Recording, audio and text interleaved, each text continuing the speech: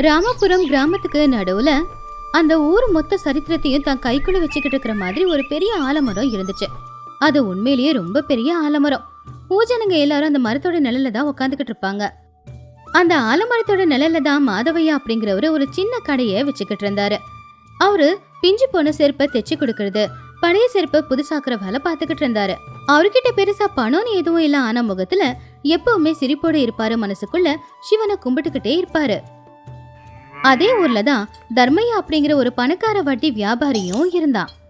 அவன்கிட்ட நிறைய வயலுங்க, மாடுங்க, நிறைய சொத்து பத்து எல்லாம் இருந்துச்சு. ஆனா தர்மையாவுக்கு கடவுள் பக்தி இல்ல, பண பக்தி தான் அதிகம். பணத்தை இருந்தா எது வேணும்னாலும் சாதிக்கலாம் அப்படிங்கிற அகங்கார எண்ணம் இருக்கிறவன். அந்த காலத்துல காசி யாத்திரைக்கு போறது அப்படின்னா சாதாரண விஷயம் கிடையாது.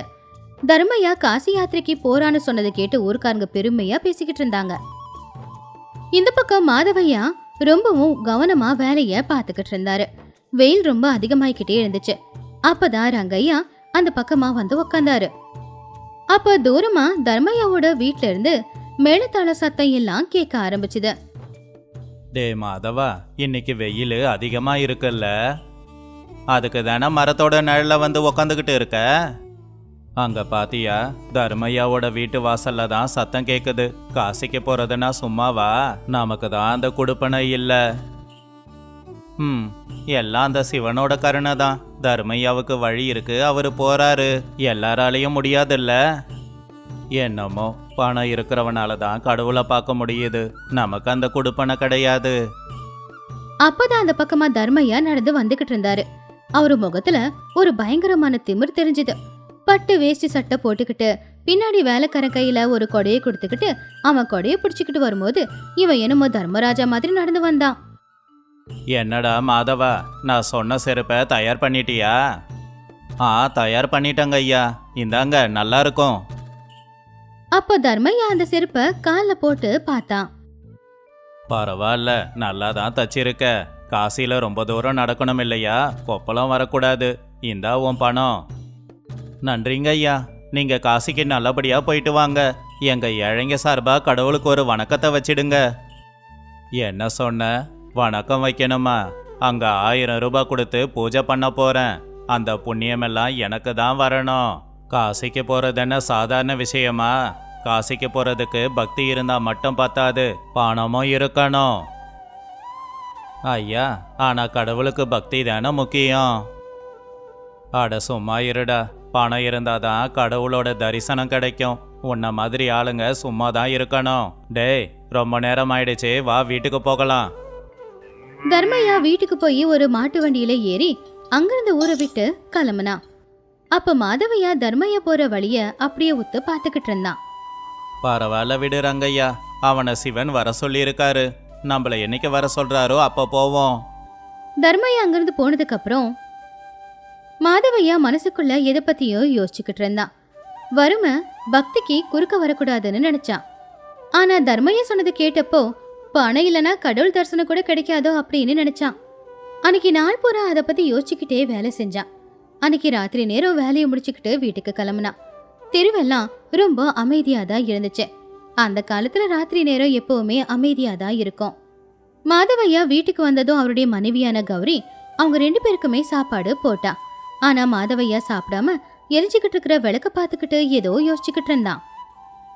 ஏங்க, யோசிக்காம சாப்பிடுங்க. காலையில தர்மையா சொன்னது நினைச்சு நீங்க கவலையா இருக்கீங்களா? ஆமா கௌரி, மனசுக்குள்ள காசிக்கு போகணும்னு ஆசை இருக்கு. அந்த கங்கையில ஒரு தடவை மூழ்கி வந்தா மனசுக்கு நிம்மதியா இருக்கும். ஆனா என்ன பண்றது, நம்ம கிட்ட தான் பணம் இல்லையே. அங்க போய் தான் கடவுளை பார்க்கணுமா என்ன? கடவுள் எல்லா இடத்துலயும் இருக்காரு, நம்ம மனசுலயும் இருக்காரு. உண்மைதான், ஆனா காசிக்கு போய் பார்க்கறது பெருமை இல்லையா? கடவுள் தூண்லயும் இருப்பாரு, துரும்புலயும் இருப்பாருன்னு பெரியவங்க சொல்லி நீங்க கேள்விப்பட்டதில்ல? அப்படி இருக்கும்போது காசிக்கு தான் போய் பார்க்கணும்னு என்ன இருக்கு? நீங்க பக்தியோட இருங்க, அந்த காசி விஸ்வநாதர் இங்க வந்தாலும் வருவாரு. கௌரி அப்படி சொன்னது கேட்டு மாதவையா மனசுக்குள்ள ஒரு புது தைரியம் வந்துச்சு. அப்ப அவருக்கு ஒரு யோசனையும் வந்துச்சு. உண்மைதான் கௌரி, எனக்கு இப்பதான் அறிவு வந்துச்சு. உடம்புக்கு தான் பணம் வேணும், ஆனா மனசுக்கு பணம் தேவையில்லைல்ல. பேசாம நான் மனசுக்குள்ளேயே காசி யாத்திரைக்கு போயிட்டு வரேன், அதுக்கு பக்தி போதுமே. சந்தோஷங்க, உங்க பக்தி உண்மையானதுதான். ஆரம்பிங்க. அன்னையிலிருந்து மாதவையாவோட வழக்கம் மாறி போச்சு. விடிய காலையிலேயே எழுந்திருச்சு ஊர் எல்லையில இருக்கிற ஏரியில குளிச்சுட்டு வந்து அந்த இரு துணியோடவே பத்மாசனத்துல வீட்டு திண்ணையில உட்காந்துக்கிட்டு இருந்தான். கண்ணை மூடிக்கிட்டு அவன் மனசுக்குள்ளேயே பயணத்தை தொடங்கினான். அப்ப அவனுடைய கற்பனையில அவங்க ஊரு மறைஞ்சு போச்சு. அப்ப அவன் கண்ணுக்கு ஒரு ரயிலு தான் தெரிஞ்சுக்கிட்டு இருந்துச்சு. ஜன்னல் வழியா மரங்கள் எல்லாம் பின்னாடி பின்னாடி போய்கிட்டு இருந்துச்சு. கூ அப்படின்னு சத்தம் பலமா கேட்டுக்கிட்டு இருந்துச்சு. அது வேறு கற்பனையா இல்லாம ஒரு நல்ல அனுபவமா இருந்துச்சு. இப்படியே ஒரு வாரமும் முடிஞ்சு போச்சு. ஒரு வாரத்துக்கு அப்புறமாவும் மாதவையா அவனுடைய வீட்டு திண்ணையில தியானத்துல இருந்தான். அவன் முகத்துல ஒரு சந்தோஷம், ஒரு அமைதி தெரிஞ்சுது. அப்பதான் அங்க வந்த ரங்கையா மாதவையாவை பார்த்து ஆச்சரியப்பட்டான். மாதவா, என்னடா இப்பெல்லாம் கடைக்கிட்ட வர்றதே இல்ல, வீட்டு முன்னாடி கல்லு மாதிரி உக்காந்துருக்க. ரங்கையா, பொறுமையா பேசு, நான் இப்போ காசியில இருக்கேன். என்ன சொன்ன? காசியில இருக்கியா? எங்கேயா இருந்துக்கிட்டு காசியில இருக்கன்னு சொல்றியே, உனக்கு பைத்தியம் பிடிச்சிடுச்சா? எனக்கு மூளை கெட்டு போல ரங்கையா, இது என்னோட கற்பனைன்னு சொல்றத விட அப்படியே நடக்கிற மாதிரி இருக்கு. இப்பதான் அந்த கங்கையில மூழ்கி எழுந்து வரேன். அந்த மந்திர சத்தமோ அந்த தண்ணியோட சத்தமோ இன்னும் கேக்குது. கற்பனையா? கற்பனையில நம்மளோட பசி தீராது இல்லையா? அனுபவிக்கிறவனுக்கு தான் தெரியும் ரங்கையா. இப்போ நான் அந்த சிவலிங்கத்தை தொட்டுக்கிட்டு இருக்கேன். அந்த தர்மையா எங்க இருக்காருன்னு தெரியாது, ஆனா நான் சிவலிங்கம் பக்கத்துல தான் இருக்கேன். அந்த கோவில் மணி ஓசை, மந்திர சத்தம் இதெல்லாம் கேட்க இனிமையா இருக்கு. அப்ப மாதவையா அவர் பையில இருந்து ஒரு பழைய பித்தளை காசை எடுத்து ரங்கையாவுக்கு காட்டி இப்படி சொன்னாரு. இங்க பாத்தியா ரங்கையா, நாளைக்கு உண்டியல்ல போட என்கிட்ட இருக்கிறது இந்த பித்தளை காசு மட்டும்தான். இதை தவிர எதுவும் இல்ல. அந்த கடவுள் இதை ஏத்துப்பாரு, ஏன்னா அவருக்கு தான் நான் ஏழைன்னு தெரியுமே. உன் கற்பனைக்கு உன்னை பாராட்டி தான் ஆகணும். சரி விடு, வா முதல்ல வேலைக்கு போவோம். இந்த பக்கம் ஊர்லயே உட்காந்துக்கிட்டு மாதவையா காசிக்கு போற மாதிரி நினைச்சு சந்தோஷப்பட்டுக்கிட்டு இருக்கும்போது உண்மையிலேயே காசிக்கு போயிருக்கிற தர்மையாவோட நிலைமை மோசமா இருந்துச்சு. தர்மையா காசியில ஒரு சத்திரத்துல தங்கி இருந்தாரு. அவரு மனசுல பக்தி இல்ல, பொறுமைய இழந்துகிட்டு இருந்தாரு. அவருக்கு அங்க எந்த வசதியும் இருக்கல, அங்க இருக்கிற சாப்பாடும் பிடிக்கல. எல்லாமே அவருக்கு ஏதோ கொடுமை பண்ற மாதிரி தான் இருந்துச்சு. அது காசியில இருக்கிற ஒரு சத்திரம். அந்த சத்திரத்தை நடத்துறவரு தர்மையா பக்கத்துல இருந்தாரு. ஏன்பா, இந்த அறையை விட வேற நல்ல அறை இல்லையா? இங்க கொசு கடிக்குது. நான் தான் 1000 ரூபாய் கொடுத்துருக்கேனே, என்னை இப்படி தான் கவனிப்பீங்களா? ஐயா, காசில எல்லாருமே ஒண்ணுதான். ஆளுங்களோட வருகை அதிகமா இருக்கு, இருக்கிறத வச்சு பார்த்துக்கோங்க. சரி சரி, எங்க ஊர்ல இருந்து எதனா கடுதாசி வந்துச்சா? எதனா தகவல் இருக்கா? எங்க ஊர்ல வேலைக்காரன் வட்டி பணத்தை வாங்கிக்கிட்டானா? அந்த ராமையா கடனை திருப்பி கொடுத்தானா? ஐயா, புண்ணிய ஸ்தலத்துக்கு வந்து வியாபாரத்தை பத்தி யோசிக்காதீங்க. கங்கையில மூழ்கிட்டீங்கல்ல, கணக்க மறந்துடுங்க. உனக்கு தெரியாதுப்பா, வியாபாரம் பண்ணி பணம் வந்தாதான் கடவுளை பார்க்க முடியும். நாளைக்கு எப்ப தரிசனம்? என்னால நிக்கலாம் முடியாது. தரிசனத்துக்கு எவ்வளவு பணம் வேணுமோ கேளு, நான் அதை கொடுக்கறேன். ஆனா நேரா சாமி பக்கத்துல கொண்டு போய் விடணும் அப்படின்னு தர்மையா மறுபடியும் பணம் இருக்கு அப்படிங்கிற திமிர அந்த இடத்துலயும் காட்டிக்கிட்டு இருந்தான். இப்படியே நாட்களும் போய்கிட்டு இருந்துச்சு. இன்னொரு பக்கம் மாதவையா கற்பனையிலேயே காசி யாத்திரையை முடிச்சுட்டாரு. கடைசி நாள் அவர்கிட்ட இருக்கிற அந்த பித்தளை காசை அவரு கடவுளோட பாதத்துக்கிட்ட கொண்டு போய் வச்சாரு. அப்பதான் அவன் மனசு அமைதியாச்சு. அவனுக்கு ஏதோ தெரியாத ஒரு திருப்தி கிடைச்சது. சில நாட்களுக்கு அப்புறமா தர்மையாவும் காசி யாத்திரையை முடிச்சுக்கிட்டு ஊருக்கு திரும்ப வந்தான். தர்மையா வந்த உடனே ஊரு மறுபடியும் கலகலன்னு மாறுச்சு. எல்லாரும் கோவில் வாசல்ல போய் சேர்ந்தாங்க. அவரு கொண்டு வந்த கங்கா ஜலத்தை தெளிச்சுக்கிறதுக்காக எல்லாரும் காத்துக்கிட்டு இருந்தாங்க. அப்ப மாதவையா திண்ணையில உக்காந்துருந்து அவனுடைய கண்ணு திறந்து பார்த்தான். அப்ப கௌரி பக்கத்துல தான் இருந்தா. கௌரி, தரிசனம் நல்லபடியா முடிஞ்சது. அந்த சிவனை என் கண்ணால பார்த்தேன். என்கிட்ட இருந்த பித்தளை காசை அவருடைய பாதத்துல கொண்டு போய் வச்சேன். இப்பதான் நிம்மதியா இருக்கு. சந்தோஷங்க, உங்க முகத்தை பார்த்தாலே தெரியுது நீங்க எவ்வளவு சந்தோஷமா இருக்கீங்கன்னு. அப்பதான் ரங்கையா அங்க வந்தான். மாதவா, வா வா, தர்மையா காசியிலிருந்து வந்துட்டாரு. வண்டி முழுக்க பிரசாதமா, ஊரே அங்கதான் இருக்கு. வா, நாமளும் சீக்கிரமா போவோம். போலாம் ரங்கையா, அவரு காசிக்கு போயிட்டு வந்திருக்காரு. அவரை பார்க்க நாம கொடுத்து வச்சிருக்கணும். அந்த ஊர் சிவன் கோவில்ல ரொம்ப பரபரப்பா இருந்துச்சு. அப்ப தர்மையா ரொம்ப பந்தாவா அங்க வந்து நின்னா. அப்போ ஊர் தலைவருங்க, பெரிய மனுஷங்க, பூசாரி எல்லாரும் அவனை வரவேற்த்தாங்க. அப்ப தர்மையா பெருமையா கதை சொல்ல ஆரம்பிச்சான். தர்மையா எல்லார் முன்னாடியும் நின்னு ஆரவாரமா பேசிக்கிட்டு இருந்தான். அப்போ மாதவையா, ரங்கையா, கௌரி எல்லாரும் அதை கேட்டுக்கிட்டு இருந்தாங்க. காசி பயணம் நல்லபடியா முடிஞ்சது. அங்க இருக்கிறவங்க என்னை பத்தி பெருமையா பேசினாங்க. ஏன்னா நான் அங்க இருக்கிறவங்களுக்கு 1000 பேருக்கு அன்னதானம் போட்டேன். சாமிக்கு பட்டு துணி வாங்கி கொடுத்தேன். சாமியே எனக்கு தனியா ஆசீர்வாதம் பண்ணாரு. என்னங்க பூசாரி? அப்ப பூசாரி கம்பீரமா முன்னாடி வந்து நின்னாரு.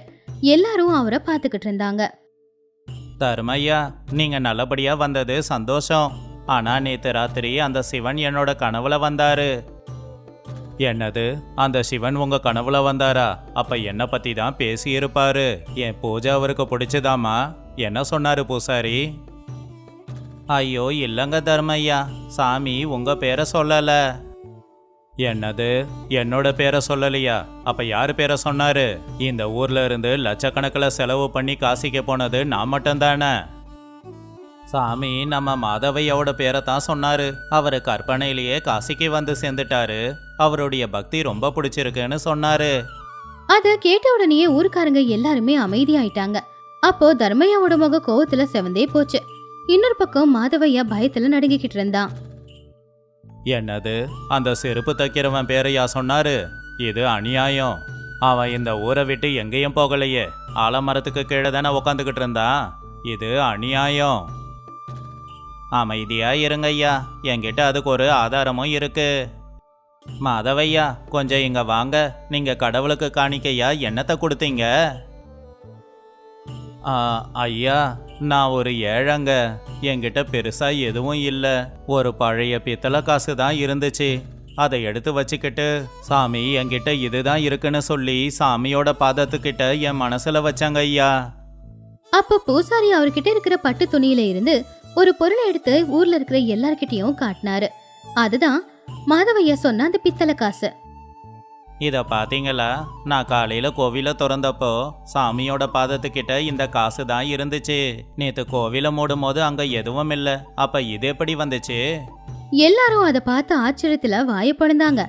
அப்போ ரங்கையா அதை பார்த்து சத்தமா கத்துனா. அது மாதவையாவோடது. நேத்து தான் என்கிட்ட காட்டுனா. அப்ப அத கடவுள் ஏத்துக்கிட்டாரா? அதை பார்த்த உடனே தர்மையாக்குள்ள இருந்த திமிர் எல்லாமே அந்த நொடி அழிஞ்சு போச்சு. அவன் எவ்வளவுதான் பணம் செலவு பண்ணாலும் மனசுக்குள்ள பக்தி இல்லைன்னா அது கடவுளை போய் சேராது அப்படிங்கறத அவன் புரிஞ்சுக்கிட்டான். மாதவையா இங்கே இருந்தாலும் அவனுடைய பக்தி, அவனுடைய நல்ல மனசு கடவுள்கிட்ட அவனை கொண்டு போயிருக்குன்னு நினைச்சான். அப்போ தர்மையா கையெடுத்து கும்பிட்டு மாதவையாவை பார்த்து, மாதவா, என்ன மன்னிச்சிடு. நான் காசிக்கு போனாலும் கடவுள் மேல பக்தியை காட்டாம வியாபாரத்தை பத்தியும் பணத்தை பத்தியும் யோசிச்சேன். ஆனா நீ காசிக்கே வரலனாலும் உன்னோட பக்தியால அந்த கடவுளோட ஆசீர்வாதத்தை வாங்கிட்ட. சந்தோஷம். ஐயோ ஐயா, நீங்க பெரிய மனுஷன். நீங்க போய் என் கையை பிடிச்சி இப்படியெல்லாம் பேசலாமா? என்னை மன்னிச்சிடுங்க ஐயா. ஆனா அந்த கடவுள் மேல உங்களுக்கு பக்தி இருக்கிறது சந்தோஷமான விஷயம்தான். பாத்தீங்களா ஜனங்களே, இதெல்லாம் நமக்கு ஒரு பாடம். பக்தி தான் முக்கியம். பணமும் முக்கியம் இல்லை, ஆடம்பரமும் முக்கியம் இல்லை. மாதவா, உண்மையிலேயே நீ பெரிய பக்தன்தான். கலப்படம் இல்லாத பக்தி தான் ஒருத்தனுக்கு ரொம்ப முக்கியம். நாம எங்க இருக்கோன்றது முக்கியம் இல்லை, நம்ம மனசு எங்க இருக்குன்றது தான் முக்கியம். அன்னையிலிருந்து தர்மையா கிட்ட மாற்றம் வந்துச்சு. மாதவனுடைய பக்தியை ஊருக்காரங்க எல்லாரும் பெருமையா சொன்னாங்க. உண்மையான காசி அப்படிங்கிறது நம்ம மனசுக்குள்ளதான் இருக்கு அப்படிங்கறத எல்லாரும் புரிஞ்சுக்கிட்டாங்க. இந்த கதையில இருக்கிற நீதி என்னன்னா, கடவுளோட அனுகிரகத்துக்கு பணம் முக்கியம் இல்ல, பக்தி தான் முக்கியம்.